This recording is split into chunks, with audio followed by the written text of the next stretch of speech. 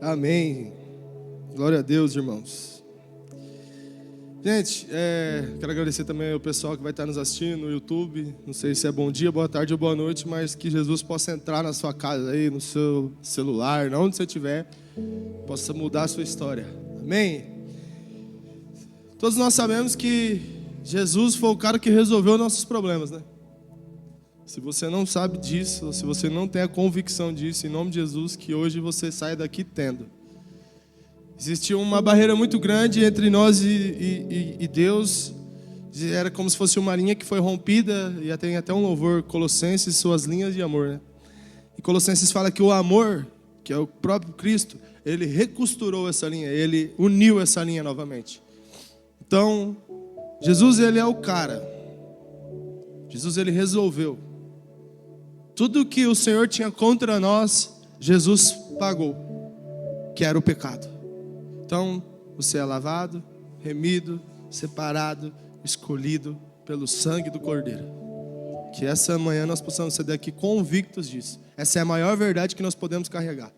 Tudo podem te tomar, mas isso não. Existe uma marca em você. Ele colocou lá. Você é dele, eu sou dele, nós somos dele. Amém? Então Jesus, com esse preço que ele pagou, essa batalha que ele lutou por nós, ele nos deu autoridade e legalidade para pisar em alguns lugares que nós não poderíamos pisar. E tomar posse de algumas coisas que nós não poderíamos tomar. E é sobre isso que eu quero falar nessa manhã. Quem trouxe sua Bíblia, abra em Apocalipse, capítulo 1, verso 5.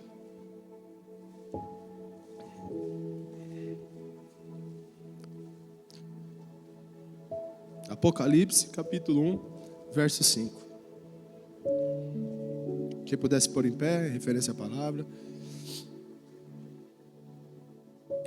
Apocalipse 1, verso 5 diz: E da parte de Jesus Cristo, que é a fiel testemunha, o primogênito dentre os mortos e o príncipe dos reis da terra, aquele que nos amou e em seu sangue nos lavou dos pecados, e nos fez reis e sacerdotes para Deus e seu Pai, e a Ele a glória, o poder para todo o sempre. Amém. Vamos orar? Senhor, em nome de Jesus, papai. Papai, nós oramos essa manhã para que essa palavra venha, papai, se revelar a nós de uma forma bem clara, Jesus. Para que os nossos olhos, papai, possam enxergar e interpretar essa palavra de uma forma clara, de uma forma verdadeira. Que o Espírito que habite nela, papai, faça ela saltar e entrar nos nossos corações nessa manhã. Assim nós oramos e declaramos, papai, em nome de Jesus. Amém.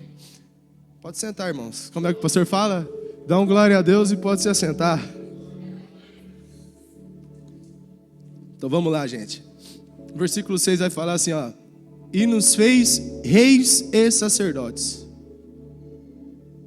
Você sabia que você é um rei? E não sou eu que estou te dizendo. É a palavra inspirada de Deus que fala que você é um rei. Por que rei? É bem nítido que o Senhor, ele queria que nós exercêssemos governo. O que um rei faz? Governa. E a gente vê entre às vezes no seu círculo de amigos, onde você trabalha, você vê que tem pessoas que têm uma facilidade para governar, né, cara? Parece que ele nasceu para aquilo. E você também. Nós nascemos para governar. Qual que é a diferença? Tem muitas pessoas que não tomam posse desse governo. Elas não sabem que elas nasceram para governar. Elas não sabem que ela é um rei. Então isso a gente precisa entender hoje. Nós somos reis. E a vontade de Deus para nós é que nós nascemos para governar. E não é soberbo isso daí. Em Gênesis 1 vai falar no verso 28, ó: E Deus nos abençoou. E Deus lhe disse: Frutificai e multiplicai, e enchei a terra, e a subjuguem. E dominai sobre os peixes do mar, e sobre as aves do céu, e sobre todo animal que se move sobre a terra. Deus, ele deu uma ordem, ó: multiplica, frutifica e julga a terra, domina, governa a terra, os animais, os peixes, as aves. E tudo que há na terra nós nascemos para governar, gente. Olha para você hoje. Hoje eu fiz essa autoanálise, me deu medo. O que você tem governado? O que nós temos governado? Nós não temos governo nem sobre nós mesmos, nem sobre as nossas vontades. Nós acabamos de falar que nós temos que dar uma ordem à nossa alma, porque ela louve. Nem isso nós conseguimos fazer. Nós não conseguimos governar nem a nossa alma. Porque nós vivemos caindo nas vontades da nossa alma. Nós vivemos trabalhando para a nossa alma, em vez de nós estarmos trabalhando para o nosso espírito, fazendo a vontade do nosso espírito. Então, o subjugar é governar. O Senhor, Ele deu uma ordem, governa. Sabe, Jennifer? Governa sobre a terra. E além do mais, Ele falou que até sobre os anjos era para a gente dar ordem. Em Salmos 91, no versículo 11, vai falar assim, ó: porque aos anjos dará ordem a vosso respeito, para te guardarem em todos os teus caminhos. Até sobre os anjos Ele deu uma cláusula no contrato, falando assim, ó: governa, dê ordens. Nós temos dado ordens? Melhor, será que os anjos ouvem as nossas ordens? Será que Ele consegue reconhecer em nós uma posição de governo? Em qual lugar da terra nós temos estado hoje? Dos que governam ou dos que vivem à deriva, sendo governado pelos outros? Nós somos o povo mais importante da terra. Isso eu não tenho dúvida nenhuma em dizer. Nós somos o povo selecionado, e a gente vai ver isso daqui até o final. Uma nação eleita, uma nação santa.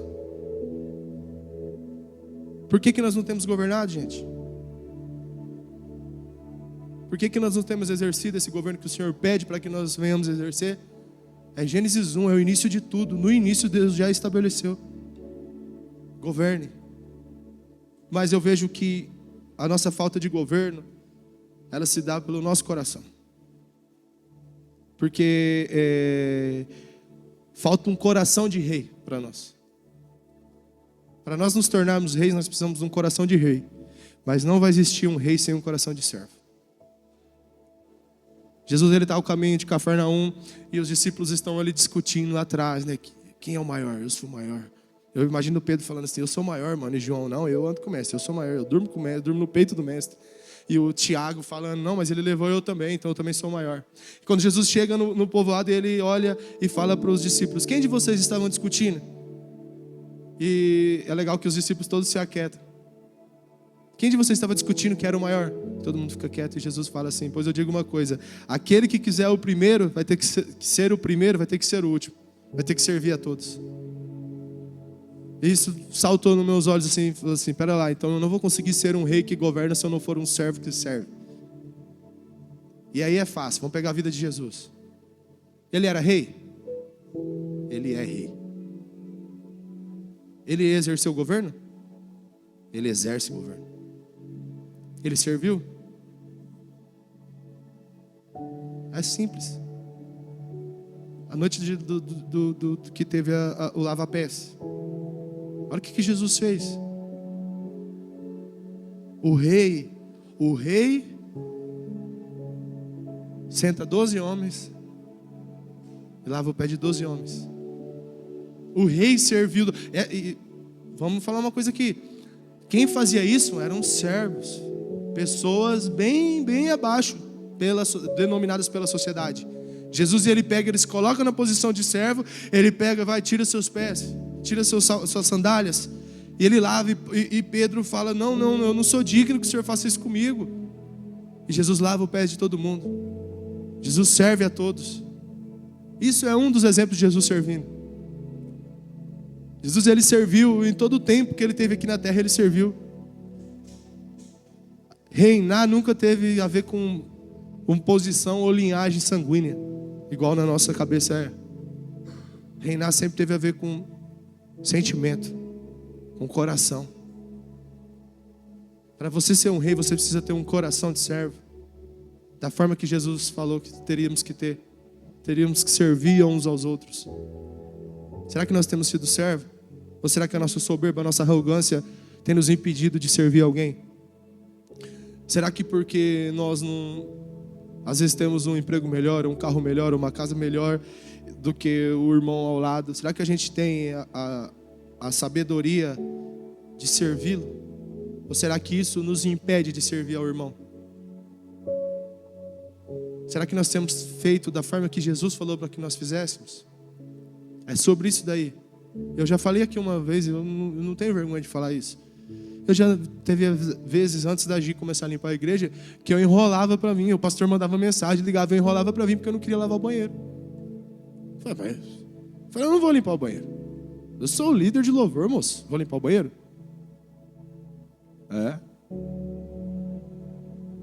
Já pensei isso. E eu não vinha. E eles esperavam. Quando eu chegava, eles socavam eu para lavar o banheiro. Estava tratando minha alma. Então assim, você imagina se Jesus tivesse pensado: não vou servir ninguém não. Eu sou o rei, uai. Eu mando e desmando, mando prender, mando soltar. Por que eu vou servir alguém? Você imagina se Jesus tivesse sido orgulhoso por posição? Você imagina se Jesus tivesse sido orgulhoso por linhagem sanguínea? Quem ele era, a grandeza de quem ele era, filho de quem ele era o próprio Deus, encarnado em corpo de homem, igual nós. Você imagina Jesus servindo aquelas pessoas, sabendo que ali um trairia, sabendo que ali um negaria, sabendo que todas aquelas pessoas que estavam ali não estavam ali por quem ele era, mas sim pelo que ele fazia. Milhões de pessoas, milhares de pessoas seguindo ele, pelo que ele dava, pela comida, pelo milagre. E Jesus sondava o coração de todos ao mesmo tempo. Você imagina se ele tivesse levado isso para o coração? É até difícil de imaginar, né? Jesus fazendo as cansadas dessas. Não tem como. Então, nós devemos ser reis, irmãos, que reinam com o coração de servo, e servos que servem com o coração de rei. Bill Johnson falou essa frase. E faz muito sentido.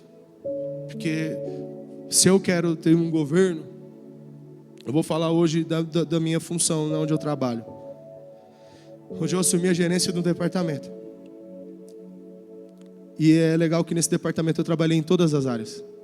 Eu fui servo de todo mundo que hoje eu gerencio. Isso me deu uma clareza tão grande de cada área, cara. Isso me deu uma clareza tão grande de cada pessoa, de conseguir entender cada pessoa. Porque eu passei em cada lugar daquele. Eu fiz onde eles estão sofrendo, onde eu já sofri lá.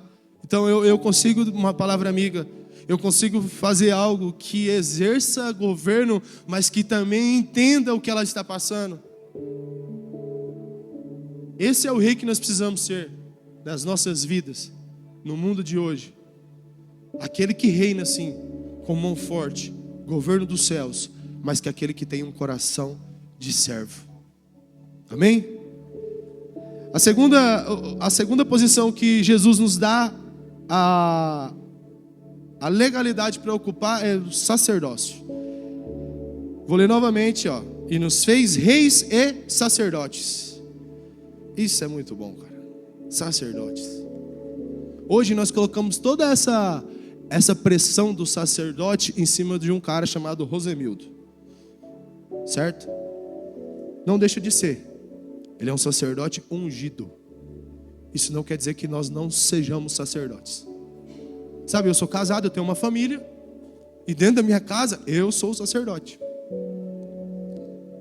Dentro do meu trabalho, no círculo de pessoas que estão numa mesa, eu sou a voz mais alta. Então eu sou o sacerdote daquele lugar. Porque é eu que estou liberando. Vem de mim a provisão. É de Deus para mim, de mim para o povo.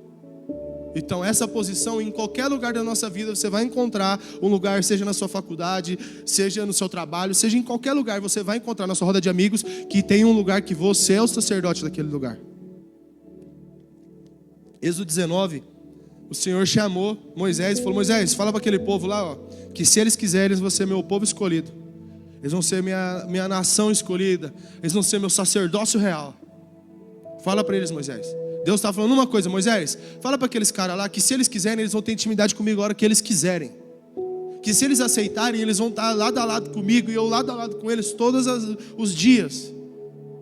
E Moisés vai e fala para o povo, e o povo: nós queremos, Moisés. Nós queremos. E 3 dias se passam. Deus estabelece 3 dias e 3 noites e leva eles ao monte, Moisés. E quando chega no monte, aquele povo, aquele monte de pessoas, quando ele vê Deus manifesta em trovões, raios, tempestade, vento forte, o que o povo faz? Moisés, sobe você. Fala você com Deus e traz você para nós. E aqui se estabelece um sacerdócio arônico. Porque ali Deus escolhe um cara. E Ele vai falar só através daquele cara. Só que a gente precisa entender que isso aqui já passou. Porque outro cara veio e quebrou isso daí. Deus, Ele estabelece um véu. Ele estabelece um véu. E é muito legal isso. Eu vi alguém falando a respeito disso. O judeu, quando um filho morre, ele rasga o quê? As vestes. Quando Jesus morreu, o que se rasgou? Deus rasgou as vestes pela morte do filho. E é legal que essas vestes eram o que impedia nós de ter com o Senhor. Então Jesus, Ele nos estabelece também como sacerdotes. Por quê? Porque a partir de agora eu posso ter direto com Deus. Algo eu não preciso de um sacerdote? Precisa. Você precisa de uma cobertura. Você precisa de alguém que cuide de você. Você precisa de alguém que te aconselhe. Sabe, eu fico... Na geração nossa hoje, o que às vezes nos faz pensar... E eu vi um vídeo, eu mandei um Reels e parabéns, você não viu meu vídeo até hoje, tá, pastor? Tá lá no direct do seu Instagram, dá uma olhada lá. Faz pelo menos 2 semanas. E tava um cara falando assim, como que é difícil hoje ser um sacerdote, porque as nossas ovelhas, elas estão mais preocupadas com os streaming. É com o pastor da plataforma, é com o pastor do Instagram, é com o pastor do Facebook, entendeu? E o cara que perde noite de sono por nós? E o cara que ora pela minha família? O cara que ora pela minha casa? Então sim, nós precisamos de um sacerdote que nos conheça. Um sacerdote que o dia que eu estiver ruim, ele vai estar lá comigo. Eu vi vários velórios. Eu adoro ver os vídeos do André Fernandes. Inclusive ele vai estar em Maringá. Adoro. Mas no velório do meu avô, o André Fernandes não estava lá comigo. Quem estava era ele. Então sim, nós precisamos de um sacerdote. Alguém que a gente possa ligar e ele atender. Alguém que a gente possa dar um pulo, ele vai estar lá. Então Jesus, ele vem, ele cumpre toda a lei, ele morre e o véu se rasga. O véu, o mesmo véu que o Senhor estabeleceu lá em Êxodo, na tenda, ali na tenda da presença, no átrio, no santo e no santo dos santos, o véu que impedia de que o homem passasse para ter com Deus, e um homem só poderia entrar para representar. Jesus, quando morre, esse véu se rasga. E aí sim, aí acontece o que está em 1 Pedro 2,9, nos dá autorização. 1 Pedro 2,9 vai dizer: mas vós sois geração eleita e sacerdócio real, a nação santa, o povo adquirido, para que anuncieis as virtudes daquele que vos chamou das trevas para a sua maravilhosa luz. Então, irmãos, Jesus, ele nos estabelece como sacerdotes também. Aí a gente chega num nível do sacerdócio chamado sacerdócio aos santos. Porque hoje nós fazemos o nosso sacerdócio aos santos. Eu acabei de fazer isso. Nós do louvor acabamos de fazer isso. Nós estávamos ministrando para uma igreja. E uma igreja devolvendo algo para o Senhor. Quem prega está fazendo sacerdócio aos santos. Está ministrando para os santos. Através de quem? Cristo. Tudo que é falado aqui tem que ser inspirado por quem? Cristo. E se vir de você, Hugo, é carne. O Senhor não recebe. E se que você canta vir de você, Hugo, é carne. O Senhor não recebe. Nós devemos ser movidos pelo Espírito. E algo que a gente precisa tomar cuidado, que é algo que o inferno, ele é louco para roubar, é o nosso sacerdócio. Porque se você perder o seu sacerdócio, acabou. Não tem mais por quê? Não tem mais vida. O povo de Deus, ele ficou escravo na Babilônia várias vezes, né? Mas na primeira vez que eles foram escravos na Babilônia, eles ficaram um tempo e eles iam voltar para a reconstrução do templo. Quando eles estão voltando para a reconstrução do templo, na entrada tinham pessoas que estavam pedindo identificação. Eram várias famílias. Rosemilde e Adma chegou: o que vocês são? Ah, nós somos levitas. Entra. A Jennifer: ah, eu sou o cara que constrói. Entra. A Jennifer: ah, eu sou o engenheiro. Entra. Ah, eu sou isso. Entra. A última família, eles perguntam: vocês são família do quê? A família responde: sacerdotes. O cara fala assim: espera um pouquinho, me dá sua identificação, deixa eu ver se é sacerdote mesmo. Porque Babilônia, ela é louca para roubar nosso sacerdócio. Ela tem o poder. Sabe o que é a Babilônia hoje, irmão? É o mundo, é a nossa faculdade, é o nosso celular. Ela brilha muito, sabe? Atrai aos olhos. E quando você menos espera, seu sacerdócio foi embora. Aquela família, está no livro de Esdras, foi impedida de entrar. Por quê? Porque eles não tinham identificação, eles tinham perdido o sacerdócio. E quem estava cobrando a identificação falou assim: não é possível alguém que vem da Babilônia ainda ter seu sacerdócio em pé. Então, me dá, deixa eu ver se você está queimando por Jesus ainda. Deixa eu ver como é que está o seu sacerdócio. E aqueles homens não tinham, aquela família não tinha a credencial, e eles não entraram. Então a Babilônia, ela quer roubar o nosso sacerdócio, ela quer roubar a nossa vida com Deus. E essa semana, domingo eu fui para São Paulo e fui no workshop da Mercedes. E como que a Babilônia ela é ninja, né, cara? Cara, sai daqui de Nova Olímpia, vai para alguma metrópole maior para você ver. Até uma luz do poste te encanta, velho. Você fica besta. Eu estava parado no aeroporto e avião desce, avião sobe, avião desce, avião sobe. E máquina disso, máquina daquilo. E eu louco querendo lá pegar aqueles bichinhos lá. E o avião estava para sair. E eu falei, olha para você ver, né, cara? Tudo toma a nossa atenção. Aí cheguei em São Paulo. A gente estava num workshop onde estavam reunidos vários diretores de todas as marcas Mercedes estavam ali. Homens, possivelmente os mais ricos do Brasil, igual o povo da Engá aqui. Os caras têm fortuna de bilhões, véio. Sentado numa mesa. E eu fiquei parando. Eu fiquei analisando. Sabe do menor? Eu acho que era o menor, do menor, do menor, do menor, do menor. Primeiro que eu não tinha nem voz para falar, porque é por causa da idade. Eles não respeitam. E você viu um jogo de trono ali, sabe? Tipo, eu sou, o que você quer? O que você quer para me dar o que eu quero? E eu vi muita Babilônia naquele lugar. Falei, gente, se o cara não se cuidar num lugar desse, já era. Acabou o sacerdócio. Quando você menos esperar, já era. Roubou quem você é em Cristo. Roubou seu lugar secreto. Toma cuidado com o mundo, gente. Toma cuidado com a Babilônia. Se a gente não se cuidar, ela vai roubar nosso sacerdócio. Ela vai tomar tudo que o Senhor estabeleceu para as nossas vidas. E quando nós olhamos para o lado do sacerdócio, a gente precisa entender duas coisas. Seu sacerdócio tem dois únicos motivos. Primeiro, honrar o Senhor. Segundo, tocar pessoas. Se você fala que é um sacerdote e não faz nenhuma das duas coisas, então provavelmente o que você está fazendo está errado. Nós fomos estabelecidos para honrar ao Senhor. A Bíblia toda ela nos retrata em várias passagens que nosso fôlego é para o louvor, os nossos atos são de justiças para o louvor do Senhor. Tudo o que nós fazemos tem que engrandecer, tem que exaltar o Senhor e tem que tocar pessoas.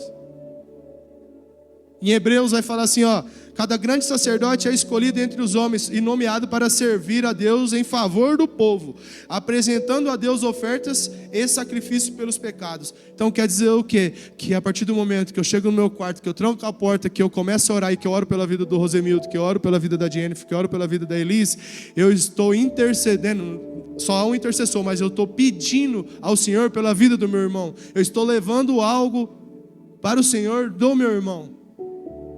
Eu estou tocando pessoas.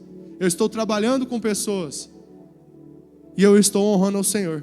Se o nosso sacerdócio não diz respeito a cuidado de irmãos, a cuidar de pessoas, nós não estamos exercendo o sacerdócio. Sabe, nós devemos ser cobertura um na vida dos outros. Sábado passado eu ministrei sobre isso. É você defender seu irmão mesmo. É você entender que nós somos soldados na trincheira, nós não estamos indo, nós estamos na batalha. E é um momento que você dorme, o seu irmão morre, porque você é responsável por cobrir a vida dele. Você é responsável por cobrir a vida dele.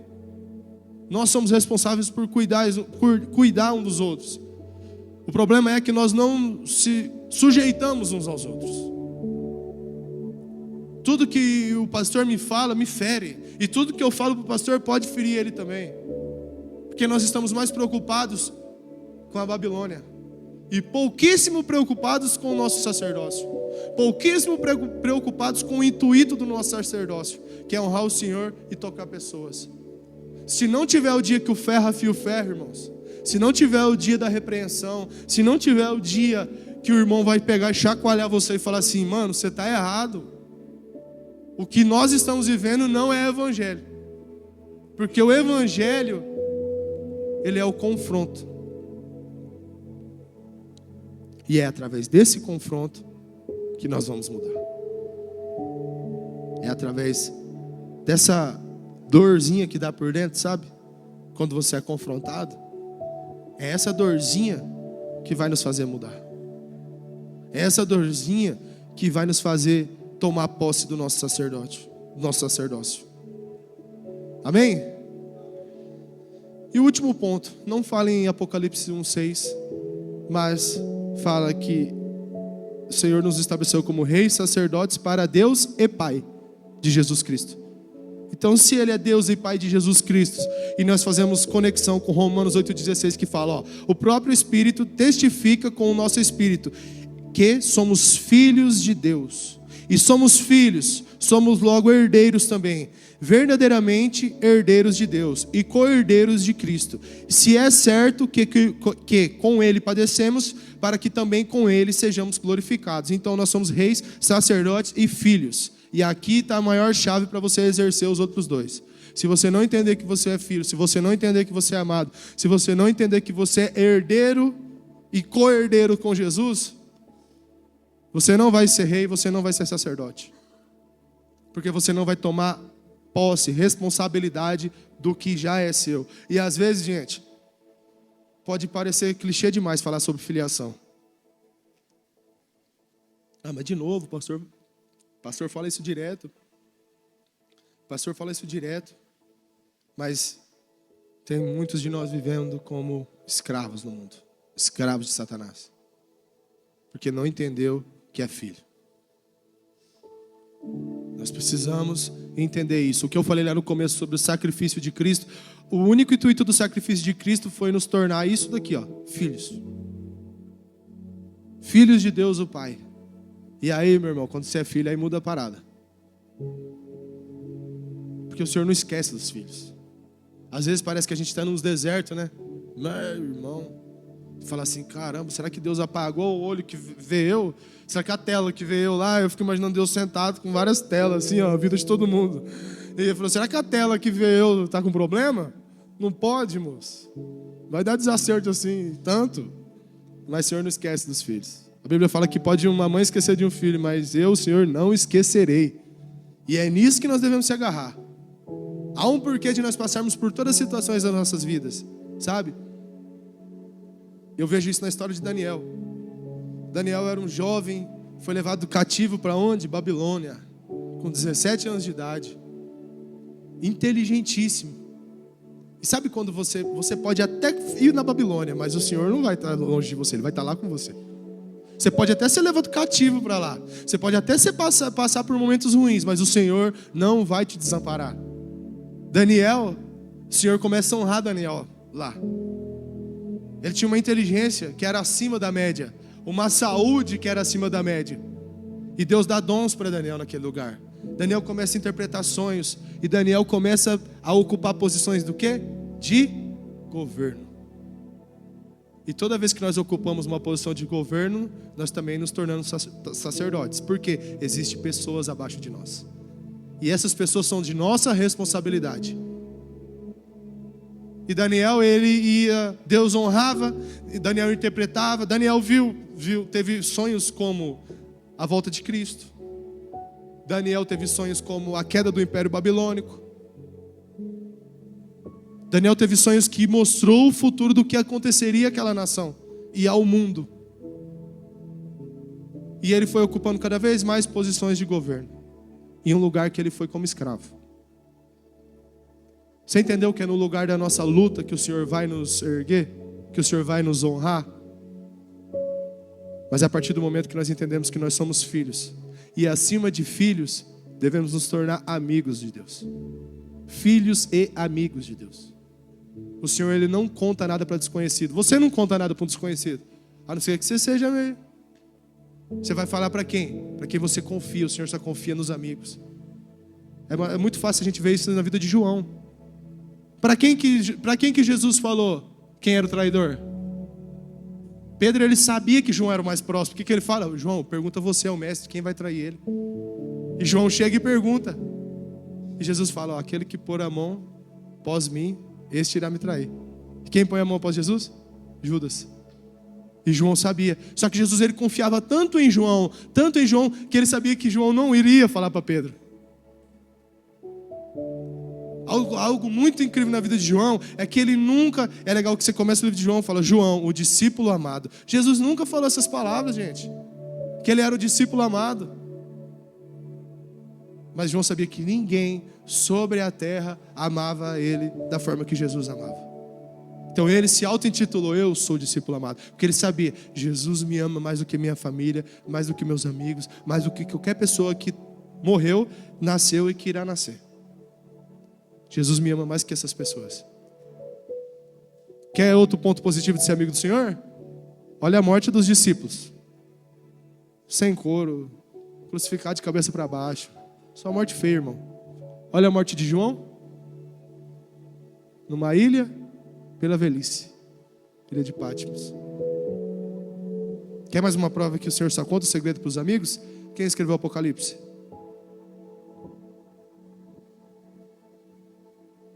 O Senhor, Ele só vai confiar em nós se nós sermos filhos, mas também amigos de Deus. Porque a gente lê uma história do filho pródigo que existia 2 filhos. Um vai embora, o outro que ficou, ele só estava na posição de filho, mas ele não era amigo do pai, não era nada. Ele estava pensando só o quê? Nas partes que cabia a ele. Então a gente tem que cuidar muito quando a gente fala sobre herança e ser herdeiro, porque para a gente ter acesso a isso, a gente precisa ser testado aqui, no coração. É muito fácil hoje no meio evangélico, vamos dizer, pregar sobre valores, pregar sobre que Deus vai te abençoar, pregar sobre que você vai ter um carro bom, uma casa boa. Isso é a vontade de Deus para você, irmão. Mas pera lá, se você não tiver um coração alinhado com a vontade dele, nada disso vai acontecer. O Senhor mostrou para João o fim de tudo. Por quê? Amigo. E é isso que nós devemos ser. Reis, sacerdotes, filho e amigo do Senhor. É para isso que nós nascemos. Foi para isso que ele enfrentou tudo que ele enfrentou. Foi para isso que ele abriu o mar para Moisés passar com aquelas pessoas e libertar do cativeiro. Foi para isso que ele enviou Jesus para morrer aqui. É para isso que nós vivemos renunciando às nossas vontades.